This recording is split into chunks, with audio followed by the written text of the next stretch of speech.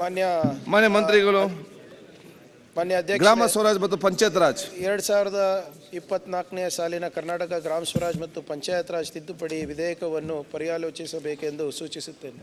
Okay, explain ಮಾಡಿ. ಹೆಚ್ಚೇನಿಲ್ಲ ಮಾನ್ಯ ಅಧ್ಯಕ್ಷರೇ, ತಮ್ಗೆ ಗೊತ್ತಿರೋ ಹಾಗೆ ಮಲೆನಾಡಿನಲ್ಲಿ ಮತ್ತು ಶಿವಮೊಗ್ಗ, ಚಿಕ್ಕಮಗಳೂರು, ಉತ್ತರ ಕನ್ನಡದಲ್ಲಿ ಅರಣ್ಯ ದಟ್ಟಣೆ ಮತ್ತು ಜನಸಂಖ್ಯೆ ವಿಸ್ತರಣೆ ಜಾಸ್ತಿ ಇರೋದರಿಂದ ಮತ್ತು ಕ್ಷೇತ್ರ ವಿಸ್ತರಣೆ ಕೂಡ ಜಾಸ್ತಿ ಇರೋದರಿಂದ ಅಲ್ಲಿ ಪಾಪ್ಯುಲೇಷನ್ ಜಿಲ್ಲಾ ಪಂಚಾಯತ್ ಪಾಪ್ಯುಲೇಷನನ್ನು ನಾವು ಕ್ರೈಟೀರಿಯಾವನ್ನು ಕಮ್ಮಿ ಮಾಡಿದ್ದೀವಿ.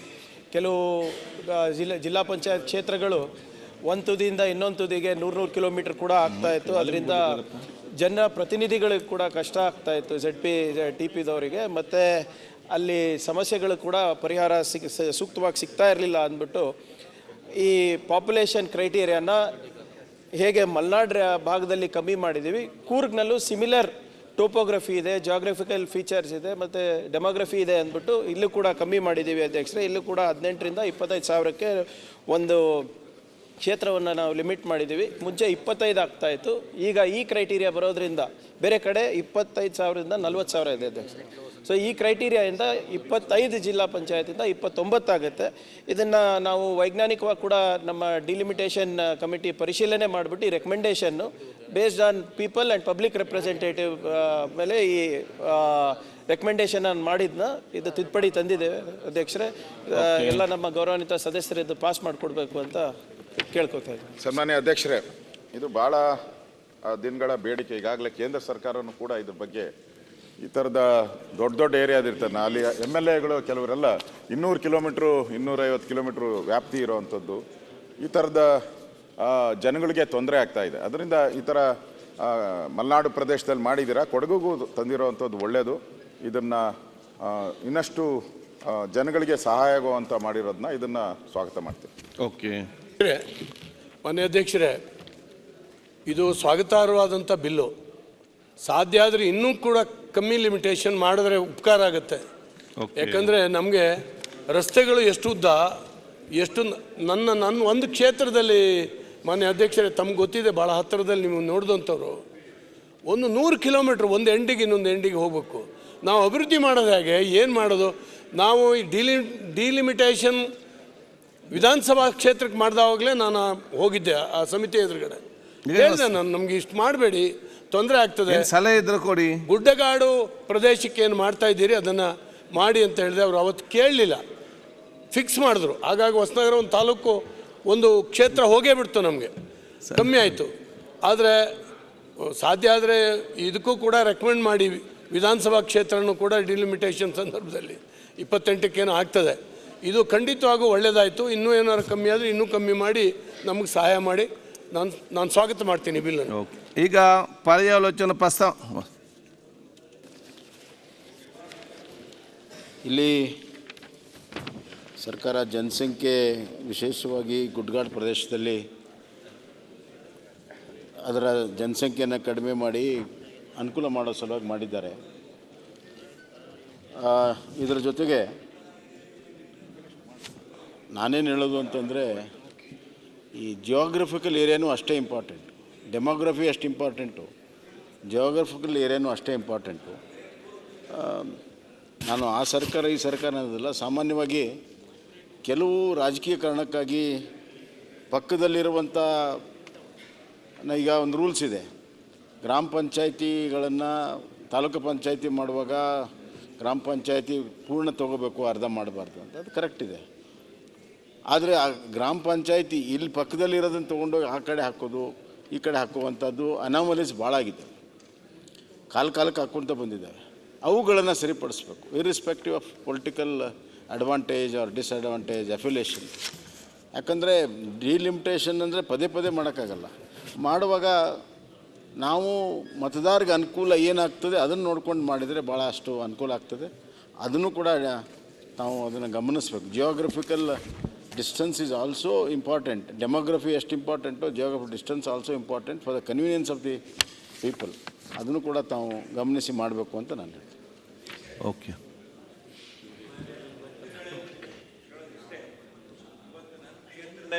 RH ನಂಬರ್ 1 ಪಂಚಾಯತಿ ಡಿಲಿಮಿಟೇಷನ್ ಬಗ್ಗೆ ಮಾತಾಡೋದು. Panchayati member within jurisdiction of ಮುನ್ಸಿಪಾಲ್ಟಿಗೂ ಎಲೆಕ್ಟ್ ಆಗ್ತಾರೆ, ಅದೇ ಜುರಿಸ್ಡಿಕ್ಷನ್ನೇ ಮುನ್ಸಿಪಾಲ್ಟಿನೂ ಮೆಂಬರ್ ಎಲೆಕ್ಟ್ ಆಗ್ತಾರೆ. ಒಂದೇ ಏರಿಯಾದಲ್ಲಿ ಇಬ್ಬರು ಎಲೆಕ್ಟ್ ಆಗ್ತಾರೆ. ಅದಕ್ಕೇನಾದರೂ ಸರಿಪಡಿಸೋಕೆ ಅವಕಾಶ ಇದೆ ಇದರಲ್ಲಿ? ಗ್ರಾಮ ಪಂಚಾಯತಿ ಮುನ್ಸಿಪಾಲ್ಟಿ ಅದು ಸಲಹೆ ಅಷ್ಟೇ. Jurisdiction okay. ಈಗ ಓವರ್ಲ್ಯಾಪ್. ಮಾನ್ಯ ಅಧ್ಯಕ್ಷರೇ, ಬಹುಶಃ ಅರ್ಗ ಜ್ಞಾನೇಂದ್ರ ಸಾಹೇಬರು ಕೂಡ ಚರ್ಚೆ ಮಾಡಿದ್ದು ಒಂದು ಸರಿ ಅವ್ರು ಬಂದಾಗ ನನ್ನ ಜೊತೆ ಅವ್ರ ಸಲಹೆ ಕೂಡ ನಾವು ತಗೊಂಡೇ ಇದನ್ನು ನಾವು ತಂದಿದ್ದು. ಅದ್ರ ಜೊತೆಗೆ ಮಾನ್ಯ ಬೊಮ್ಮಾಯಿ ಸಾಹೇಬರು ಕೂಡ ಹೇಳಿದ್ದನ್ನು ವೈಜ್ಞಾನಿಕವಾಗಿ ನಾವು ಪರಿಶೀಲನೆ ಮಾಡಿಬಿಟ್ಟು ನಾವು ಇದನ್ನು ಮಾಡಿದ್ದೀವಿ. Set P T P delimitation ಮಾಡಬೇಕಾದ್ರೂ ಕೂಡ ಅವರ ಸಲಹೆ ಗಣನೆಗೆ ತಗೊಂಡು ಮತದಾರರಿಗೆ ಅನುಕೂಲವಾಗಬೇಕು, ಆಡಳಿತ ಹಿತದೃಷ್ಟಿನೂ ಕಾಪಾಡೋ ನಿಟ್ಟಿನಲ್ಲಿ ವೈಜ್ಞಾನಿಕವಾಗಿ ಮಾಡಲಿಕ್ಕೆ ಒಂದು ಪ್ರಾಮಾಣಿಕ ಪ್ರಯತ್ನ ನಮ್ಮ ಕಡೆಯಿಂದ ನಡೆದಿದೆ ಅಧ್ಯಕ್ಷರೇ. Hopefully it will be done. So ಇದನ್ನು ತಮ್ಮ ಇನ್ನೇನಾದರೂ ರೂಲ್ ತರಬೇಕಾದ್ರೆ ಇನ್ನೇನಾದರೂ ಸಲಹೆ ಇದ್ದರೆ ಈ ಅರಣ್ಯ ದಟ್ಟಣೆ ಬಗ್ಗೆ ತಾವು ಹೇಳಿರೋದ್ರಿಂದ ಅದನ್ನು ಕೂಡ ನಾವು ಪರಿಗಣಿಸ್ತೀವಿ ಅಧ್ಯಕ್ಷ. ಅದು ಇಲ್ಲಿ ಇದಕ್ಕೆ ಬರೋದಿಲ್ಲ ಸರ್, ಇದಕ್ಕೆ ಬರೋದಿಲ್ಲ. ಪರ್ಯಾಲೋಚನಾ ಪ್ರಸ್ತಾವನೆಗೆ ಸಭೆ ಮತಕ್ಕೆ ಹಾಕುತ್ತೇನೆ. 2024 ಸಾಲಿನ ಕರ್ನಾಟಕ ಗ್ರಾಮ ಸ್ವರಾಜ್ ಮತ್ತು ಪಂಚಾಯತ್ ರಾಜ್ ತಿದ್ದುಪಡಿ ವಿಧೇಯಕವನ್ನು ಪರ್ಯಾಲೋಚಿಸುತ್ತದೆ ಎಂಬ ವಿಷಯವು ಸಭೆಯ ಮುಂದೆ ಇದೆ. ಪ್ರಸ್ತಾವದ ಪರವಾಗಿರುವವರು ಹೌದು ಎಂದು ಸೂಚಿಸಬೇಕು. ಪ್ರಸ್ತಾವದ ವಿರೋಧವಾಗಿರುವವರು ಇಲ್ಲ ಎಂದು ಸೂಚಿಸಬೇಕು. ಪ್ರಸ್ತಾವವು ಹೌದು ಅನ್ನರ ಪರವಾಗಿದೆ ಎಂದು ಭಾವಿಸುತ್ತೇನೆ. ಪ್ರಸ್ತಾವವು ಹೌದು ಅನ್ನರ ಪರವಾಗಿದೆ. ಪ್ರಸ್ತಾವಕ್ಕೆ ಅನುಮೋದನೆ ದೊರಕಿದೆ. ಈಗ ವಿಧೇಯಕವನ್ನು ಖಂಡವಾಗಿ ಮತಕ್ಕೆ ಹಾಕುತ್ತೇನೆ. ಎರಡನೇ ಖಂಡವು ವಿಧೇಯಕದ ಅಂಗವಾಗಿರಬೇಕು ಎನ್ನುವುದು ಸಭೆಯ ಮುಂದಿರೋ ವಿಷಯ. ಪ್ರಸ್ತಾವದ ಪರವಾಗಿರುವವರು ಹೌದು ಎಂದು ಸೂಚಿಸಬೇಕು. ಪ್ರಸ್ತಾವದ ವಿರೋಧವಾಗಿರುವವರು ಇಲ್ಲ ಎಂದು ಸೂಚಿಸಬೇಕು.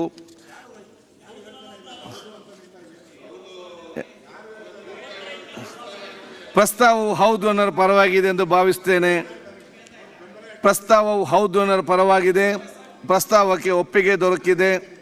ಎರಡನೇ ಖಂಡವು ವಿಧೇಯಕದ ಅಂಗವಾಯಿತು. ಒಂದನೇ ಖಂಡ ಹೆಸರು ಮತ್ತು ಅವತರಣಿಕೆ. ಒಂದನೇ ಖಂಡ ಹೆಸರು ಮತ್ತು ಅವತರಣಿಕೆ ವಿಧೇಯಕದ ಭಾಗವಾಗಬೇಕೆಂಬುದು ಸಭೆಯ ಮುಂದಿರುವ ವಿಷಯ. ಪ್ರಸ್ತಾವದ ಪರವಾಗಿರುವವರು ಹೌದು ಎಂದು ಸೂಚಿಸಬೇಕು.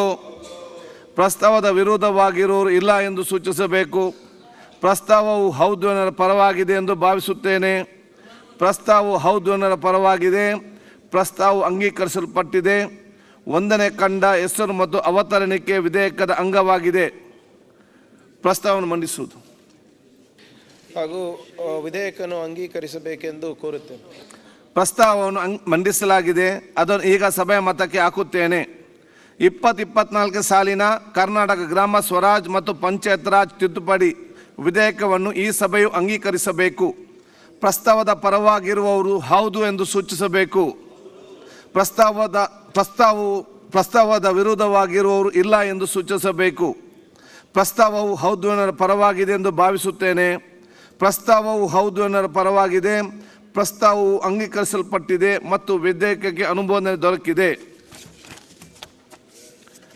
ಈಗ ಕರ್ನಾಟಕ ಸಹಕಾರ ಸಂಘಗಳ ತಿದ್ದುಪಡಿ ವಿಧೇಯಕವನ್ನು ಪರ್ಯಾಲೋಚಿಸುತ್ತೆ. ಸಚಿವರು. ಸಭಾಧ್ಯಕ್ಷರೇ,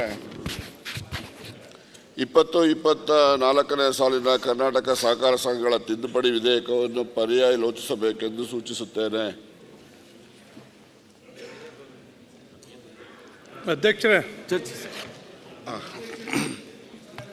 ಅಲ್ಲ, ಎಕ್ಸ್ಪ್ಲೈನ್ ಮಾಡಿಬಿಡ್ತೀನಿ.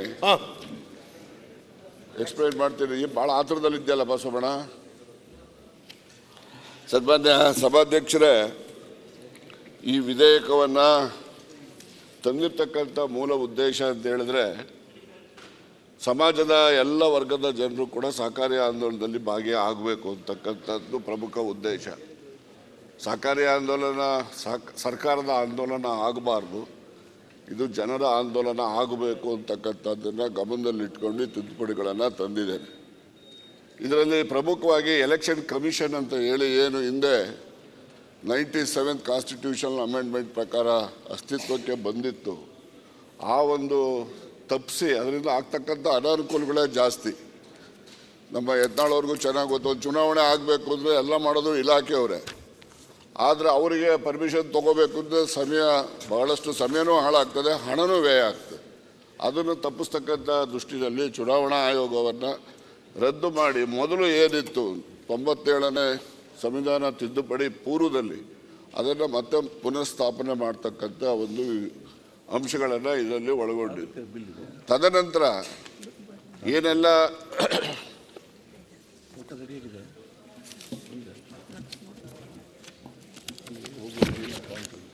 ಸನ್ಮಾನ್ಯ ಅಧ್ಯಕ್ಷರೇ, ಕೆಲವು ಹೈಕೋರ್ಟ್ಗೆ ಸಿಕ್ಕಾಪಟ್ಟೆ ಕೇಸ್ಗಳು ಬರ್ತಿದೆ. ಯಾವುದು ಅಂದರೆ ನಮ್ಮಲ್ಲಿ ಸೆಕ್ಷನ್ 20ನಲ್ಲಿ ಅವನು 5 ವರ್ಷ ಜನರಲ್ ಬಾಡಿನಲ್ಲಿ 2 ವರ್ಷ ಭಾಗವಹಿಸಿರಬೇಕು, ಅವರು ಬಿಸ್ನೆಸ್ ಮಾಡಿರಬೇಕು. ಹೀಗಾಗಿ ಅವರನ್ನು ಚುನಾವಣೆ ಪ್ರಕ್ರಿಯೆಯಲ್ಲಿ ಮತ್ತು ಅಲ್ಲಿ ಆಡಳಿತ ಮಂಡಳಿನಲ್ಲಿ ಅವನು ಸ್ಪರ್ಧೆ ಮಾಡ್ತಕ್ಕಂಥದ್ದಕ್ಕಾಗಲಿ ಅದು ನಿಷೇಧ ಇರ್ತಾಯಿತ್ತು.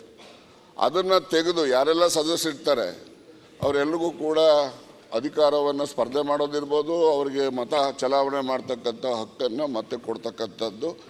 ಇದನ್ನು ನಿರ್ಬಂಧ ಇದ್ದಾಗ ಸುಮಾರು 2 ವರ್ಷದಲ್ಲಿ 1500ಕ್ಕೂ ಸರಿಸುಮಾರು 500ಕ್ಕೂ ಹೆಚ್ಚು ಮೊಕದ್ದಮೆಗಳು ಹೈಕೋರ್ಟ್ನಲ್ಲಿ ದಾಖಲಾಗ್ತಾಯಿದೆ. ಅದರಿಂದ ಜನರಿಗೂ ಅನನುಕೂಲ, ಸರ್ಕಾರಕ್ಕೂ ಕೂಡ ಈ ಎಲ್ಲ ಕೇಸ್ಗಳಿಗೂ ಕೂಡ ತಿರುಗೋದು ಮತ್ತು ಅಂತಿಮವಾಗಿ ಕಡೆ ದಿವಸ ನಾಳೆ ಎಲೆಕ್ಷನ್ ಹೋಗಿ ಇವತ್ತು ಆದೇಶ ಕೊಡೋರು, ಇವ್ರಿಗೆಲ್ಲ ಮತದಾನಕ್ಕೆ ಹಕ್ಕು ಕೊಡಿ ಇವ್ರಿಗೆಲ್ಲ ಅಂತೇಳಿ. ಈ ರೀತಿಯ ಗೊಂದಲಗಳಿಗೆ ತೆರೆಯನ್ನು ಎಳಿಬೇಕು ಅಂತೇಳಿ ಸೆಕ್ಷನ್ 20 ಇದಕ್ಕೆ ತಿದ್ದುಪಡಿಯನ್ನು ತಂದು ಎಲ್ಲ ಸದಸ್ಯರು ಯಾರೆಲ್ಲ ಷೇರ್ದಾರ ಇರ್ತಾರೆ ಅವರೆಲ್ಲರಿಗೂ ಕೂಡ ಮತದಾನ ಕೊಡ್ತಕ್ಕಂಥದ್ದು, ಅವ್ರು ಸ್ಪರ್ಧೆ ಮಾಡ್ತಕ್ಕಂಥದ್ದಕ್ಕೂ ಕೂಡ ಅವರಿಗೆ ಹಕ್ಕನ್ನು ಕೊಡೋ ರೀತಿಯಲ್ಲಿ ತಿದ್ದುಪಡಿಯನ್ನು ತಂದಿದ್ದೇವೆ. ಹಾಗೆಯೇ ಚುನಾವಣೆ, ಈ ಅಧ್ಯಕ್ಷ ಚುನಾವಣೆಯಲ್ಲಿ ಮೊದಲು ಹಳೆಯ ಆ್ಯಕ್ಟಲ್ಲಿ 29F4 ಅಂತ ಒಂದು ನಿಯಮ ಇತ್ತು. ಅದನ್ನು ತೆಗೆದು ಎಲೆಕ್ಷನ್ ಕಮಿಷನ್ ಬಂದಾದ ಮೇಲೆ ಅಲ್ಲಿಗೆ ಬರೆದು ಅವರಿಂದ ಪರ್ಮಿಷನ್ ತೊಗೊಂಡು ನೀವು ಆಫೀಸ್ ಬೇರೆಸ್ನ ಚುನಾವಣೆ ಮಾಡಬೇಕಂತ ಇರ್ತದೆ. ಆಗ ಸುಮಾರು 1-2 ತಿಂಗಳಾದರೂ ಸಮಯ ಆಗ್ತಾಯಿತ್ತು. ಆ 2 ತಿಂಗಳ ಅವಧಿಯಲ್ಲಿ ಅಲ್ಲಿ ವ್ಯಾಕ್ಯೂಮ್ ಕ್ರಿಯೇಟ್ ಆಗ್ತಾಯಿತ್ತು. ಅದನ್ನು ತಪ್ಪಿಸ್ಲಿಕ್ಕೆ ನಾವು ಹಿಂದೆ ಇದ್ದಂಥ ಕಾಯ್ದೆನಲ್ಲಿ ಯಾವ ಅವಕಾಶಗಳಿತ್ತು ಅವನಲ್ಲಿನ ಮುಖ್ಯ ಕಾರ್ಯನಿರ್ವಹಣಾಧಿಕಾರಿನೇ 15 ದಿವಸದ ಒಳಗಡೆ ಸಭೆ ಕರೆದು ಅಲ್ಲಿನ ಪದಾಧಿಕಾರಿಗಳನ್ನು ಚುನಾಯಿಸ್ತಕ್ಕಂಥದ್ದಕ್ಕೆ ನಾವು ಈ ಒಂದು ಕಾಯ್ದೆನಲ್ಲಿ ತಿದ್ದುಪಡಿಯನ್ನು ತಂದಿರ್ತಕ್ಕಂಥ ಸನ್ಮಾನ್ಯ ಅಧ್ಯಕ್ಷರೇ. ಇದಾದ ನಂತರ ನಮ್ಮಲ್ಲಿ ಅಸಿಸ್ಟೆಡ್ ಸೊಸೈಟೀಸ್ ಅಂತ ಹೇಳಿ ಒಂದು ವ್ಯಾಖ್ಯಾನ ಇತ್ತು. ಅಸಿಸ್ಟೆಡ್ ಸೊಸೈಟಿನಲ್ಲಿ ಯಾರೆಲ್ಲ ಶೇರನ್ನು ಇಟ್ಟಿರ್ತಾರೆ ಅವ್ರಿಗೆ ಮಾತ್ರ ನಾಮಿನೇಷನ್ ಮಾಡಲಿಕ್ಕೆ ಅಧಿಕಾರ ಇದ್ದಂಥದ್ದು. ಈ ಅಸಿಸ್ಟೆಡ್ ಸೊಸೈಟಿ ವ್ಯಾಖ್ಯಾನ ಭಾಳ ಹಿಂದಿಂದು, ಬರೀ ಷೇರು ಮಾತ್ರ ಸೀಮಿತಗೊಳಿಸಿದ್ರು.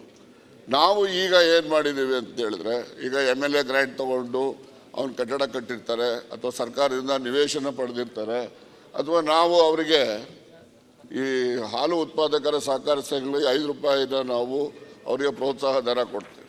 ಮತ್ತು ರೈತರಿಗೆ ಬಡ್ಡಿ ಮನ್ನಾ ಯೋಜನೆ ಜಾರಿ ಮಾಡಿ ಇದನ್ನು ಕೂಡ ಅಸಿಸ್ಟೆಡ್ ಸೊಸೈಟಿ ಡೆಫಿನೇಷನಲ್ಲಿ ಬರೋ ರೀತಿಯಲ್ಲಿ ನಾವು ಕಾಯ್ದೆನಲ್ಲಿ ಮಾರ್ಪಾಡು ಮಾಡಿರ್ತಕ್ಕಂಥದ್ದು ಸನ್ಮಾನ್ಯ ಅಧ್ಯಕ್ಷರೇ. ಹಾಗೆಯೇ ಈ ತಿದ್ದುಪಡಿ ಪ್ರಮುಖ ಉದ್ದೇಶ ಇನ್ನೊಂದು, ಸಮಾಜದ ಎಲ್ಲ ವರ್ಗದವ್ರಿಗೂ ಕೂಡ ಅಧಿಕಾರ ಹಂಚ್ಕೋಬೇಕು ಅಂತಕ್ಕಂಥ ದೃಷ್ಟಿಯಿಂದ ಈಗ ನಾವು ಗ್ರಾಮ ಪಂಚಾಯತಿನಲ್ಲಿ ರಿಸರ್ವೇಷನ್ ಇಟ್ಟಿದ್ದೇವೆ, ಮತ್ತು ಜಿಲ್ಲಾ ಪಂಚಾಯತಿಯಲ್ಲಿ ರಿಸರ್ವೇಷನ್ ಇಟ್ಟಿದ್ದೀವಿ, ಜಿಲ್ಲಾ ಪಂಚಾಯತಿಯಲ್ಲಿ ಇಟ್ಟಿದ್ದೀವಿ, ಮುನ್ಸಿಪಾಲಿಟಿಯಲ್ಲಿ ಇಟ್ಟಿದ್ದೀವಿ, ಎಲ್ಲ ಕಡೆ ಆದರೆ ಸಹಕಾರ ಸಂಘದಲ್ಲಿ ಮಾತ್ರ ರಿಸರ್ವೇಷನ್ ಇರಲಿಲ್ಲ.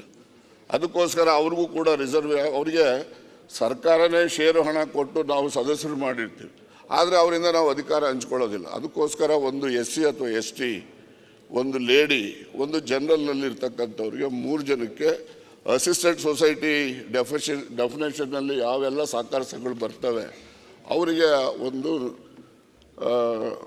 ನಾಮನಿರ್ದೇಶನ ಮಾಡಲಿಕ್ಕೆ ಇದರಲ್ಲಿ ಅವಕಾಶ ಕಲ್ಪಿಸ್ತಕ್ಕಂಥ ತಿದ್ದುಪಡಿಗಳನ್ನು ತಂದಿದ್ದೀವಿ ಅಧ್ಯಕ್ಷರೇ. ಮತ್ತು ಅಂತಹ ಏನು ದೊಡ್ಡ ಇದರಲ್ಲಿ ಸಂಪೂರ್ಣ ಸಮಗ್ರ ಬದಲಾವಣೆ ಮಾಡಿದೆ ಅಂತೇಳಿ ನಾನು ಅದು ಅಂದ್ಕೊಂಡಿಲ್ಲ. ನಾವು ಸನ್ಮಾನ್ಯ ಸೌದಿಯವರ ಅಧ್ಯಕ್ಷತೆಯಲ್ಲಿ ದೇವೇಗೌಡರು ಇವರೆಲ್ಲ ಷಡಕ್ಷರಿಯವರು ಇವರೆಲ್ಲ ಸದಸ್ಯರಿದ್ದಾರೆ. ಅವರು ಒಂದು ಇಂಟ್ರೀಮ್ ರಿಪೋರ್ಟನ್ನು ಕೊಟ್ಟ ಆಧಾರದ ಮೇಲೆ ಇದನ್ನು ಸೇರ್ಪಡೆ ಮಾಡಿದ್ದೀವಿ. ಆದರೆ ಇಂಟ್ರೀಮ್ ರಿಪೋರ್ಟ್ನಲ್ಲಿ ರಿಸರ್ವೇಷನ್ ಇರಲಿಲ್ಲ. ಅದೊಂದು ಸರ್ಕಾರ ಯೋಚನೆ ಮಾಡಿ ಅದನ್ನು ಕೂಡ ಸೇರಿಸಿ ಇವತ್ತು ತಮ್ಮ ಮುಂದೆ ಮಂಜೂರಾತಿಗೆ ಸದನದ ಒಪ್ಪಿಗೆಗೆ ಮಂಡಿಸಿದ್ದೇವೆ ಅಧ್ಯಕ್ಷರೇ. ಒಬ್ಬೊಬ್ಬರು ಮಾತಾಡಿ, ಸೋಮಶೇಖರ್ ಡೀಟೇಲ್ ಮಾತಾಡಲಿ, ಒಬ್ಬೊಬ್ಬರು ಮಾತಾಡಿ. ಅಧ್ಯಕ್ಷರೇ, ಸಹಕಾರ ಸಚಿವರು ಪ್ರಾರಂಭದಲ್ಲೇ ಹೇಳಿದರು ಸರ್ಕಾರದ ಆಂದೋಲನ ಆಗಬಾರ್ದು, ಜನಾಂದೋಲನ ಆಗಬೇಕು ಈ ಸಹಕಾರ ಕ್ಷೇತ್ರ ಅಂಥೇಳಿ. ಆದರೆ ಅವರೇ ಒಂದು ಕಮಿಟಿಯನ್ನು ಮಾಡಿದ್ರು, ಹಿರಿಯ ಸಹಕಾರಿ ಸಚಿವರಾದಂಥ ಲಕ್ಷ್ಮಣ್ ಸವದಿಯವರ ಅಧ್ಯಕ್ಷತೆಯಲ್ಲಿ ಮಾಡಿದಂಥದ್ದು ಎಲ್ಲನೂ ಕೂಡ ಹೆಚ್ಚು ಕಡಿಮೆ ಬಹುತೇಕ ಇಂಪ್ಲಿಮೆಂಟ್ ಮಾಡಿದ್ದಾರೆ. ಮೀಸಲಾತಿನ ಕಮಿಟಿಯಲ್ಲಿ ಚರ್ಚೆ ಮಾಡಲಿಲ್ಲ. ಸರ್ಕಾರ ಮಾಡ್ತಿದೆ ಅಂತ ಹೇಳ್ತಿದ್ದಾರೆ.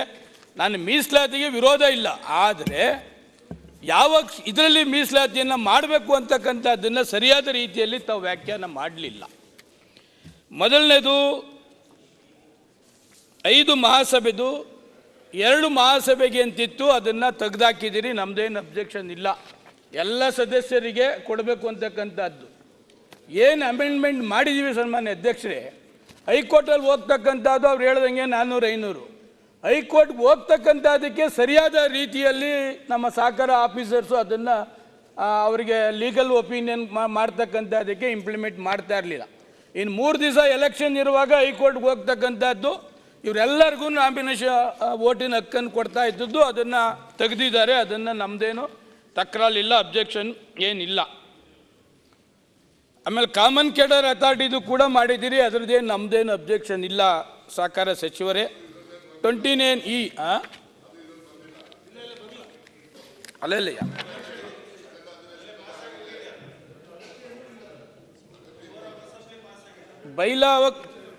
ಯಾರು ಚುನಾವಣೆ ಆದಮೇಲೆ ಬೈ ಚಾನ್ಸ್ ಡೆತ್ ಆಗಿದ್ರಿ, ಅದು ಹಿಂದೆ ಇತ್ತು. 2.5 ವರ್ಷ ಆದಮೇಲೆ ಎಲೆಕ್ಷನ್ ನಾಮಿನೇಷನ್ ಮಾಡ್ಬೋದಾಯಿತು.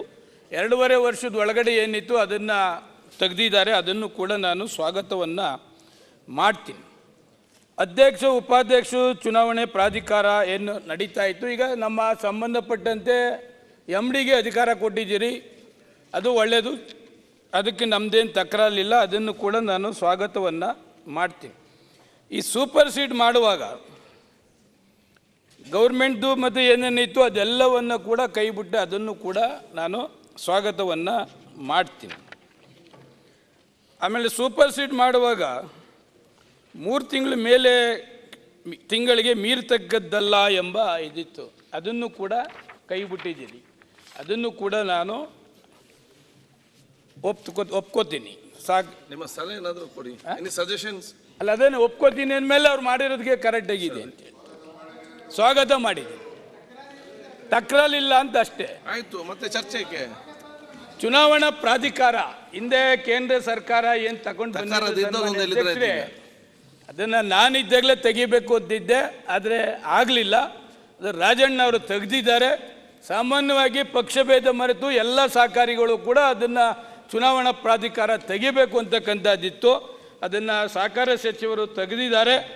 ಅದಕ್ಕೆ ನಾನು ಅವ್ರನ್ನ ಅಭಿನಂದನೆ ಈ ಸಂದರ್ಭದಲ್ಲಿ ಹೇಳ್ತೀನಿ. ಸನ್ಮಾನ್ಯ ಅಧ್ಯಕ್ಷರೇ, ಚುನಾವಣಾ ಪ್ರಾಧಿಕಾರ ಬಿಟ್ಟು ಅಡಿಷನಲ್ ರಿಜಿಸ್ಟ್ರಾರ್ ಒಬ್ಬರನ್ನ ಅಪಾಯಿಂಟ್ಮೆಂಟ್ ಮಾಡಿ ನಮ್ಮ ರಿಜಿಸ್ಟ್ರಾರ್ ಕೈ ಕೆಳಗಡೆ ಮಾಡ್ತಕ್ಕಂಥದ್ದು. ಈಗ ಸನ್ಮಾನ್ಯ ಅಧ್ಯಕ್ಷರೇ, ಈ ನಂದೇ ಹೌಸಿಂಗ್ ಫೆಡರೇಷನ್ ಸ್ಟೇಟ್ ಲೆವೆಲ್ಲು ಚುನಾವಣಾ ಪ್ರಾಧಿಕಾರ ಡಿವಿಷನಲ್ ಕಮಿಷನರ್ ಅಪಾಯಿಂಟ್ಮೆಂಟ್ ಮಾಡ್ತಾರೆ. ಸನ್ಮಾನ್ಯ ಅಧ್ಯಕ್ಷರೇ, ಈ ಚುನಾವಣಾ ಪ್ರಾಧಿಕಾರ ಇದ್ದಂಥ ಸಂದರ್ಭದಲ್ಲಿ ನಾವು ಹೋಗಿ ಅವ್ರ ಹತ್ರ ಡಿವಿಷನಲ್ ಕಮಿಷನರ್ ಹತ್ರ ತಿಂಗಳಾರ್ಗಟ್ಟಲೆ ನಿಂತ್ಕೋಬೇಕು. ನಮ್ದು ಎಲೆಕ್ಷನ್ ಇದೆ ನೋಡಿ ಅಂತ. ಅವ್ರ ಮನಸ್ಸೇ ಇದ್ದರೆ ಯಾಕೆಂದರೆ ಅವ್ರು ಯಾರಿಗೂ ಕೂಡ ಕೋಆಪರೇಷನ್ನು ಅನುಭವ ಇಲ್ಲ, ಕೋಆಪರೇಷನ್ ಏನು ಅನ್ನೋ ಗೊತ್ತಿಲ್ಲ. ಅದನ್ನು ನಾನು ತೆಗೆದಿರ್ತಕ್ಕಂಥದ್ದನ್ನು ಕೂಡ ಒಪ್ಕೊಳ್ತಾ ಇದ್ದೇನೆ. ಪಟ್ಟಣ ಸಹಕಾರ ಬ್ಯಾಂಕ್ದು ಹೊರತುಪಡಿಸಿ ಕೋಆಪರೇಟಿವ್ದು ಏನು ಮಾಡಿದ್ದಾರೆ ಕರೆಕ್ಟ್ ಇದೆ ರಾಜಣ್ಣವರೇ, ಸಹಕಾರ ಸಚಿವರು. ಆದರೆ ಎಲ್ಲಿ ಅಷ್ಟು ಜನ ಆಡಿಟ್ರ್ ಇದ್ದಾರೆ? 2 ವರ್ಷ ಪ್ರೈವೇಟ್ನವ್ರು ಮಾಡ್ತಕ್ಕಂಥದ್ದು ಆಡಿಟ್ರು, 3ನೇ ವರ್ಷ ಡಿಪಾರ್ಟ್ಮೆಂಟ್ ಮಾಡಬೇಕು ಅಂತಕ್ಕಂಥದ್ದು ನಿಮ್ಮ ಚಿಂತನೆ 100% ಕರೆಕ್ಟ್ ಇದೆ. ಆದರೆ 3ನೇ ವರ್ಷ ಮಾಡ್ತಕ್ಕಂಥದ್ದಕ್ಕೆ ನಿಮ್ಮಲ್ಲಿ ಆಡಿಟ್ರುಗಳು ಇಲ್ಲ. ಅದಕ್ಕೇನು ಪರ್ಯಾಯ ಮಾಡ್ತೀರಿ ಅಂತಕ್ಕಂಥದ್ದನ್ನು ತಾವು ನೋಡಬೇಕಾಗ್ತದೆ. ಆಮೇಲೆ 2 ತಿಂಗಳು ಅದು ಬಿಟ್ಬಿಟ್ಟು ಮೀಸಲಾತಿದು ಸನ್ಮಾನ್ಯ ಅಧ್ಯಕ್ಷರೇ, ಈಗ ಅಪೆಕ್ಸ್ ಬ್ಯಾಂಕ್ದೇ ತಗೊಳ್ಳಿ ರಾಜಣ್ಣವರೇ, 21 ಜನ ಡೈರೆಕ್ಟ್ರುಗಳು, ನೀವು 25 ಮಾಡ್ತಾಯಿದ್ದೀರಿ. ಈಗ ಯಾವುದಿಲ್ಲ 20 ಸ್ಟೇಟ್ ಲೆವೆಲ್ಗೆ. ಈಗ ಸೌದಿ ಸಾಹೇಬ್ರೆ, ಪ್ರೈಮರಿ ಸೊಸೈಟಿಗೆ 13ರಿಂದ 15 ಮಾಡ್ತಾಯಿದ್ದೀರಿ. 13ರಲ್ಲೇ ಏನು 13 ಮೆಂಬರ್ಸ್ ಇದ್ದಾರೆ, ಅದಕ್ಕೆ ಒಂದು SC ಇದೆ, ST ಇದೆ, ಲೇಡಿ ಇದೆ, ಮತ್ತು ಬ್ಯಾಕ್ವರ್ಡು ಇದೆ. ಅದೆಲ್ಲ ರಿಸರ್ವೇಷನ್ ಕೊಟ್ಟಿದ್ದೀರಿ ನೀವು 13ಕ್ಕೇನೆ. ಈಗ ತಿರ್ಗಾ 13ರಿಂದ 15 ಮಾಡ್ತಾ ಇದ್ದೀರಿ, 15ರಿಂದ 17 ಮಾಡ್ತಾ ಇದ್ದೀರಿ, 17ರಿಂದ 19 ಮಾಡ್ತಾ ಇದ್ದೀರಿ, 19ರಿಂದ 25 ಮಾಡ್ತಾ ಇದ್ದೀರಿ. ಈ ಸ್ಟೇಟ್ ಲೆವೆಲ್ಲು ಸಹಕಾರ ಸಚಿವರೇ, ಈಗ 21 ಯಾವುದೋ ಬ್ಯಾಂಕಲ್ಲಿ ಎಕ್ಸ್ಪೀರಿಯೆನ್ಸ್ ಇರೋರಿಗೆ ಇಬ್ಬರು ನಾಮಿನೇಷನ್ ಮಾಡ್ಕೋತೀವಿ, ಇನ್ನೊಂದು ಬೇರೆ ಏನೋ ಎಕ್ಸ್ಪೀರಿಯೆನ್ಸ್ ಇರೋದಕ್ಕೆ ಮಾಡ್ಕೋತೀವಿ. ಅವ್ರದ್ದೇ ಕಾಟ ತಡ್ಕೊಳಕ್ಕಾಯ್ತಲ್ಲ ಇವತ್ತು ಸ್ಟೇಟ್ ಲೆವೆಲ್ ಫೆಡರೇಷನ್ಗಳಿಗೆ. ನೀವು 25 ಜನ ಮಾಡಿದ್ರೆ 25 ಜನ ಅಂತೀರಿ, ಬ್ಯಾಂಕಲ್ಲಿ ಯಾರು ಎಕ್ಸ್ಪರ್ಟ್ ಇರೋರಿಗೆ ಇಬ್ಬರು ನಾಮಿನೇಷನ್ ಮಾಡ್ತಾರೆ ಸನ್ಮಾನ್ಯ ಅಧ್ಯಕ್ಷರೇ. ಈಗ ಇವ್ರು ಬೇರೆ 3 ನಾಮಿನೇಷನ್ ಅಂತ ಹೇಳ್ತಾರೆ. ಯಾವ ಮಟ್ಟದಲ್ಲಿ ಕೋಪರೇಟ್ ಸಹಕಾರ ಇದೆ ಅಂತಕ್ಕಂಥದ್ದು ತಮಗೆ ಗೊತ್ತಾಗ್ತಾ ಇದೆ. ಈಗ ಅದು ಏನಿದೆ ಪರಿಸ್ಥಿತಿ ಅದನ್ನೇ ಮಾಡಿ. ಈಗ ಅಪೆಕ್ಸ್ ಬ್ಯಾಂಕ್ 21 ಇದೆ, ಯಾರು ಅಪೆಕ್ಸ್ ಬ್ಯಾಂಕಲ್ಲಿ ಅಲ್ಲಿಂದ ನಾಮಿನಿ ಡೆಲಿಗೇಟ್ ಮಾಡ್ತೀರಿ ಅವರು ನೀವು ಅಪೆಕ್ಸ್ ಬ್ಯಾಂಕಿಗೆ ಮಾಡ್ತೀರಿ. 21 DCC ಬ್ಯಾಂಕ್ 21 ಡೈರೆಕ್ಟರ್ ಆಗ್ತಾರೆ. ಇನ್ನು 6 ಜನ ಎಲ್ಲ ಆಗ್ತಾರೆ. ಸ್ಟೇಟ್ ಲೆವೆಲ್ ಈಗ ಇರತಕ್ಕಂಥದ್ದೇ ಸಾಕಾಗ್ತಿತ್ತು. ಈಗ ಅವ್ರನ್ನೇ ತಡ್ಕೊಳಕ್ಕಾಗ್ತಾ ಇಲ್ಲ, ಅವ್ರಿಗೆ TADA ಕೊಡೋಕ್ಕಾಗ್ತಾ ಇಲ್ಲ, ಅವ್ರನ್ನೇ ಮೇಂಟೈನ್ ಮಾಡೋಕ್ಕಾಗ್ತಾ ಇಲ್ಲ ಸ್ಟೇಟ್ ಲೆವೆಲ್ ಫೆಡರೇಷನ್ಗಳು. ಇವತ್ತೆಲ್ಲ ಸ್ಟೇಟ್ ಲೆವೆಲ್ ಫೆಡರೇಷನ್ಗಳು ಮೇಂಟೈನ್ ಅಂದರೆ ಅವ್ರಿಗೆ TADA ಕೊಡಬೇಕು. ಈಗ ಬೆಳಗಾವಿಯಿಂದ ಗುಲ್ಬರ್ಗಾದಲ್ಲಿ ಬರ್ತಾರೆ, ಫ್ಲೈಟ್ ಇದು ಮಾಡ್ತಾರೆ. ವಿರೋಧ ಪಕ್ಷ ನಾಯಕರೇ, ಎಷ್ಟು ಇನ್ಕಮ್ ಇರ್ತದೆ, ಎಷ್ಟು ಲಾಭ ಬರ್ತದೆ, ಲಾಭದ ಕ್ವಶನ್ನೇ ಆಗ್ತಾ ಇಲ್ಲ ಸ್ಟೇಟ್ ಲೆವೆಲ್ ಫೆಡರೇಷನ್ಗಳು ಇವತ್ತು.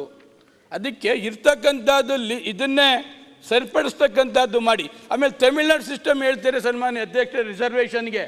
ತಮಿಳ್ನಾಡಲ್ಲಿ 20-25 ವರ್ಷ ಚುನಾವಣೆನೇ ಇಲ್ಲ. ಯಾವುದೇ ಸರ್ಕಾರ ಬರಲಿ ಅವರು ಡೈರೆಕ್ಟಾಗಿ ಅಪಾಯಿಂಟ್ಮೆಂಟ್ ನಾಮಿನೇಷನ್ ಮಾಡ್ತಾರೆ. ಇದು ಮೀಸಲಾತಿನ ಮಾಡ್ತಾ ಇದ್ದೀರಿ. ಜಿಲ್ಲೆಗೆ ಹೆಂಗೆ ಮೀಸಲಾತಿ ಮಾಡ್ತೀರಿ, ಸ್ಟೇಟ್ ಲೆವೆಲ್ಗೆ ಹೆಂಗೆ ಮೀಸಲಾತಿ ಮಾಡ್ತೀರಿ. ಈ ಲಾ ಮಿನಿಸ್ಟ್ರು ಹಿರಿಯ ಸಹಕಾರಿಗಳು ಅದು ಹೆಂಗೆ ಲಾ ಮಿನಿಸ್ಟ್ರುಗಳು ಒಪ್ಪಿಗೆ ಕೊಟ್ಟರು ನನಗೆ ಅರ್ಥವಾಗ್ತಾ ಇಲ್ಲಪ್ಪ. ಇದು ತಮಿಳ್ನಾಡು ಸಿಸ್ಟಮ್ ಎಲ್ಲ ಆಗ್ತದೆ. ತಮಿಳ್ನಾಡಲ್ಲಿ ಲಾ ಮಂತ್ರಿಗಳೇ ಚುನಾವಣೆನೇ ಇಲ್ಲ. ಯಾವ ಸರ್ಕಾರ ಬರ್ತದೆ ಇಲ್ಲ, ಸ್ಟೇಟ್ ಲೆವೆಲ್ ಈಗಿದೆ ಈಗಿರ್ಬೋದು 25-30 ವರ್ಷ ಅಂತ ಹೇಳ್ತಿದ್ದಾರೆ ಷಡಕ್ಷರಿ ಅವರೇ. ನಾ ತಮಿಳ್ನಾಡಲ್ಲಿ ಕೇಳಿ ಇದೇ ಸೌದಿಯವರು ಎಲ್ಲ ಕಡೆ ಕಳಿಸಿದ್ರು ಕೋಪರೇಷನ್ ತಿಳ್ಕೊ ಬನ್ನಿ ಅಂತ. ನಾನು ತಮಿಳ್ನಾಡು, ಗುಜರಾತ್ ನಾನು ಕೂಡ ಹೋಗಿದ್ದೆ. ಬಿಲ್ ಏನ್ ತರಬೇಕು, ಏನ್ ಚೇಂಜ್ ಮಾಡ್ಬೇಕಂತ ಹೇಳಿ.